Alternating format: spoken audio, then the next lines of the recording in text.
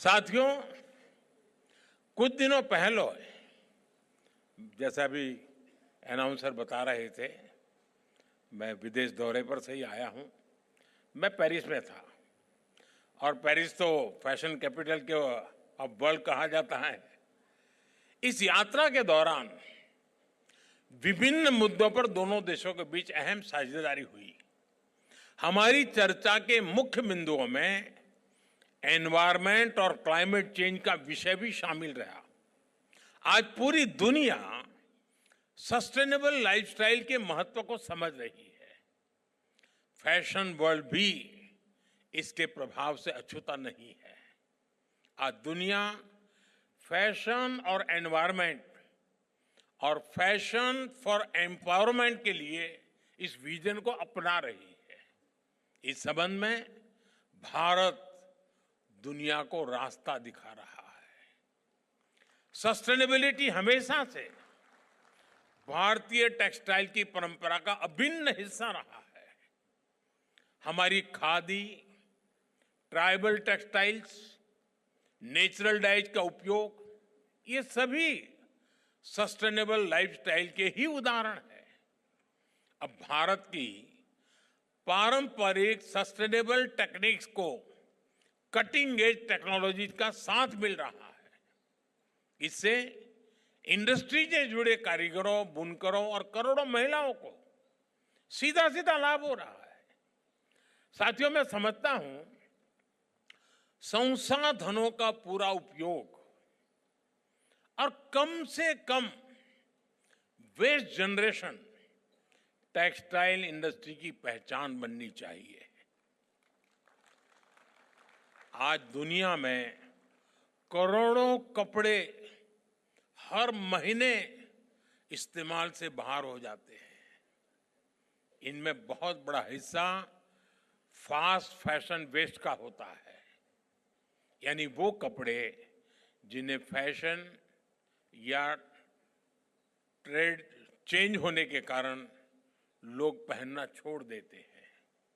इन कपड़ों को दुनिया के कई हिस्सों में डंप किया जाता है।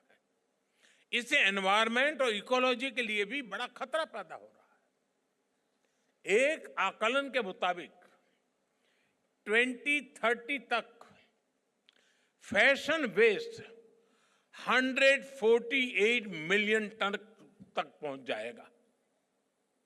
आज टेक्सटाइल वेस्ट का 1/4 हिस्सा भी रिसाइकल नहीं हो रहा है। हमारी टेक्सटाइल इंडस्ट्री इस चिंता को अवसर में बदल सकती है। आप में से अनेक साथी जानते हैं, हमारे भारत में टेक्सटाइल रिसाइकलिंग और खासकर अपसाइकलिंग का बहुत डाइवर्स ट्रेडिशनल स्किल मौजूद है। जैसे कि हमारे यहाँ पुराने या बचे हुए कपड़ों से दरिया बनाई जाती है।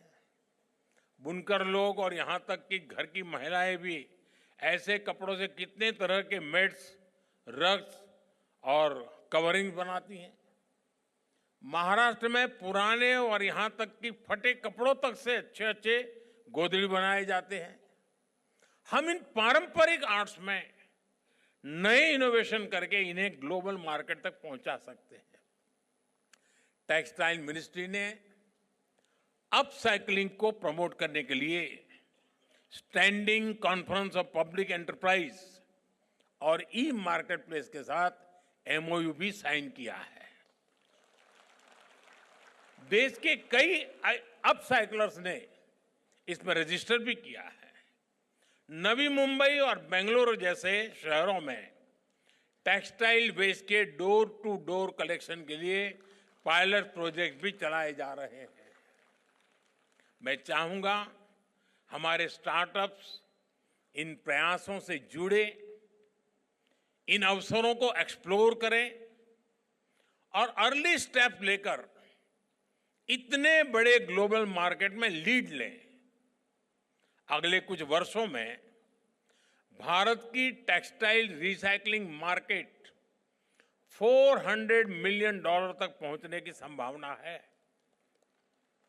जबकि ग्लोबल रिसाइकल टेक्सटाइल मार्केट करीब $7.5 बिलियन तक पहुंचने का अनुमान है।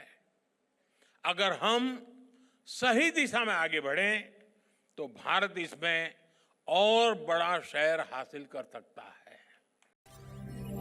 ವಿಶ್ವ ಪ್ಲಸ್ ಜನಹಿತಕ್ಕಿದು ಜ್ಞಾನದ ಜಾಲ.